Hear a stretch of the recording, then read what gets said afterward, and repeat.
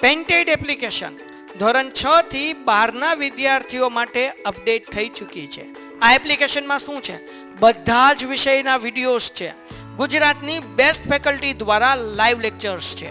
IMP પ્રશ્ન છે, test series છે અને ગુજરાતના તમામ વિદ્યાર્થીઓ સાથે તમે તમારી કમ્પેરિઝન કરી શકો છો.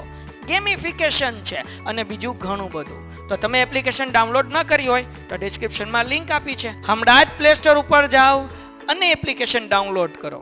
ઘરે બેઠીને સરસ મજાનું ગુજરાતની જોરદાર ફેકલ્ટી સાથે ભણો, સારા માર્ક્સે પાસ થાઓ. હવે દાખલા નંબર 2 માં શું કીધું? તો કે આપેલ બહુપદીને એક પદી વડે ભાંગી નાખવાની છે. શું કરવાનું છે અહીંયા? તો અહીંયા આપણને પેલો દાખલો આપ્યો છે, બધા ધ્યાન અહીંયા મિત્રો. 5x² માઇનસ 6x ભાંગ્યા છે એટલે છેદમાં 3x. બરાબર છે. હવે આ બંનેમાં શું કોમન નીકળે? ઉપરવાળામાં x કોમન નીકળે. તો હું x કોમન કાઢીશ તો 5x² માંથી x નીકળી ગયો તો શું વધે? 5x વધે.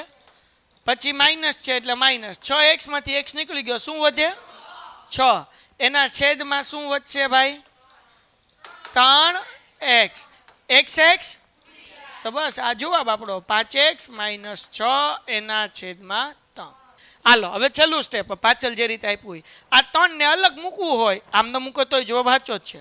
આને બહાર કાઢો તો ઉપર કાંઈ નથી એટલે 1 લખી શકાય અને એના છેદમાં 3 ને આ કાઉન્સમાં મૂકી દો 5x માઇનસ 6. એટલે 3 હતો એને અલગ કાઢી લીધો, છેદમાં અંશમાં કાંઈ નથી એટલે હું મૂક્યું 1 એટલે 1 ના છેદમાં 3 5x માઇનસ 6. પણ આ સ્ટેપ મૂકી દો તોય વાંધો નથી. આગળ વયા જઈએ. બીજો સમ જેમ કરતા હતા એમ જ થાય. પહેલાં મૂકી દઈએ 3y ની 8 ઘાત માઇનસ 4y ની 6 ઘાત વત્તા 5y રેઝ ટુ 4 બરાબર, એના છેદમાં y ની 4 ઘાત. હવે જરાક જુઓ, અહીંયા y ની 8 ઘાત છે, y ની સૌથી ઓછી કઈ છે?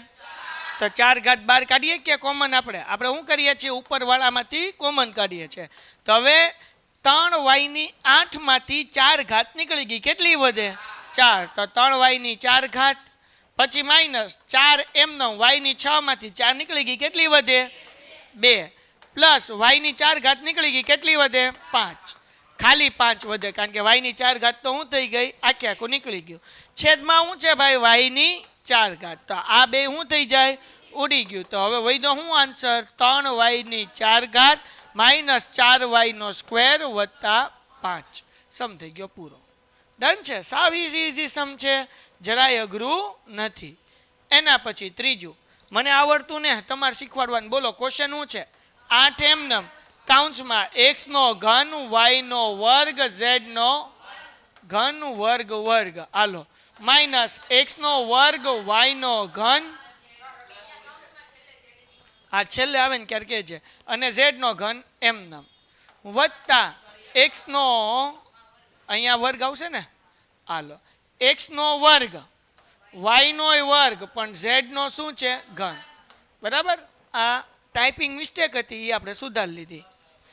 ક્યાં? અહીંયા પ્લસ છે. હાલો ભાઈ આ આપણે ક્વેશ્ચન લખીએ છીએ, હજી સમ નથી કરતા, હજી ક્વેશ્ચન જ લખીએ છીએ. એના છેદમાં અહીંયા શું છે ભાઈ? 4 x નો વર્ગ y નો વર્ગ અને z નો વર્ગ. હાલો જરાક ધ્યાન રાખો છો બધાય, મને આવડતું નથી શીખવાડજો.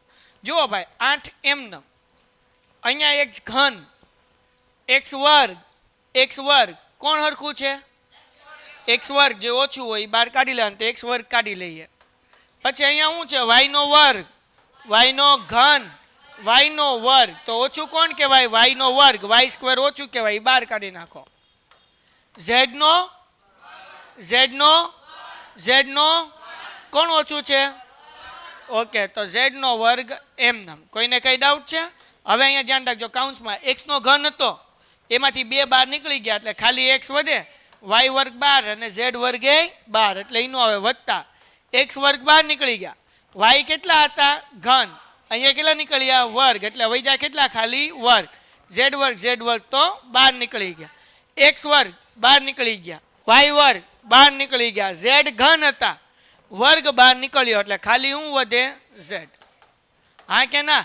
છેદ એમને એના ચાળા કરવાના નહીં. 4 x નો વર્ગ y નો વર્ગ ને z નો વર્ગ. 4 દુ x વર્ગ y વર્ગ y વર્ગ z વર્ગ z વર્ગ.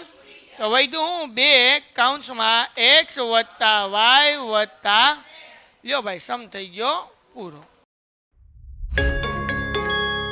Painted, Painless Learning.